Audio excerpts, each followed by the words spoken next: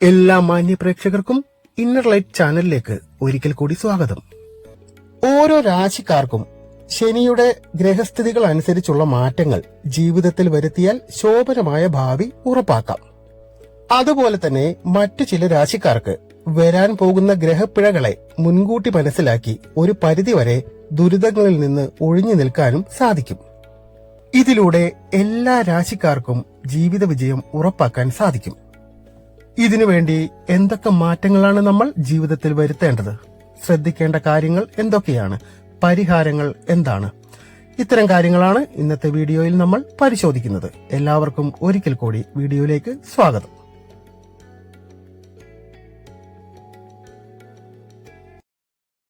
വൃശ്ചികക്കൂറിൽപ്പെട്ട വിശാഖം, കാൽഭാഗം, അനിഴം, തൃക്കേട്ട എന്നീ നക്ഷത്രക്കാർക്ക് 2025 മാർച്ച് 29 മുതൽ ശനി നിങ്ങളുടെ 5ാം ഭാവത്തിലാണ് സഞ്ചരിക്കുന്നത്. ഈ മാറ്റത്തോടുകൂടി വൃശ്ചികക്കൂറുകാർ കണ്ടക ശനിയിൽ നിന്ന് മോചിതരായിട്ടുണ്ട്.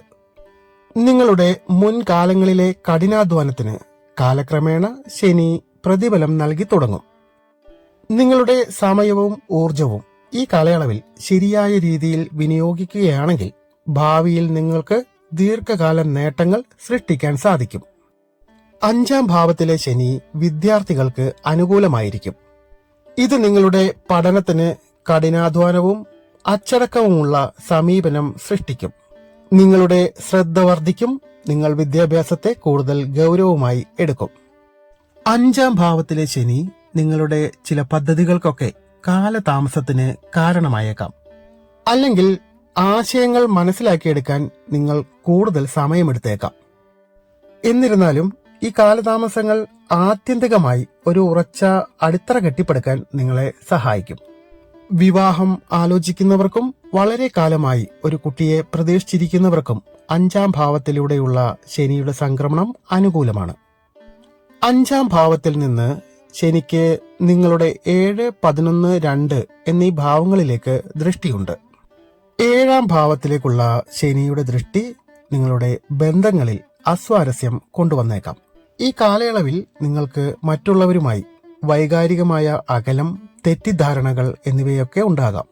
മറ്റുള്ളവരുമായുള്ള ബന്ധങ്ങളിൽ നിന്ന് പല ഉത്തരവാദിത്തങ്ങളും നിങ്ങൾക്ക് ഏറ്റെടുക്കേണ്ടി വരും.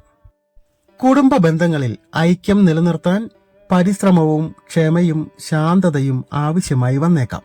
11ാം ഭാവത്തിലേക്കുള്ള ശനിയുടെ ദൃഷ്ടി നിങ്ങളുടെ സാമൂഹിക ജീവിതത്തിൽ വെല്ലുവിളികളും ബുദ്ധിമുട്ടുകളും ഉണ്ടാക്കിയേക്കാം. മറ്റുള്ളവരിൽ നിന്നും അകന്നു നിൽക്കാനുള്ള പ്രവണത മൂലം ഏകാന്തത അനുഭവപ്പെട്ടേക്കാം. തന്നെ പൂർണ്ണമായും മനസ്സിലാക്കാൻ മറ്റുള്ളവർക്ക് സാധിക്കുന്നില്ല എന്ന് തോന്നിയേക്കാം. 2ാം ഭാവത്തിലേക്ക് ശനിയുടെ ദൃഷ്ടിയുള്ളതിനാൽ കുടുംബാംഗങ്ങളുമായി ഇടപഴകുമ്പോൾ നിങ്ങളുടെ വാക്കുകൾ ശ്രദ്ധിച്ച് ഉപയോഗിക്കുക.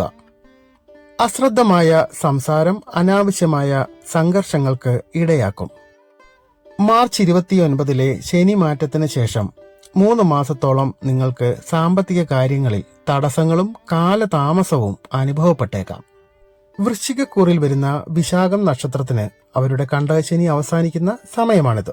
ഇത് ഇവർക്ക് സൃഷ്ടിക്കുന്ന ആശ്വാസം നിസ്സാരമല്ല.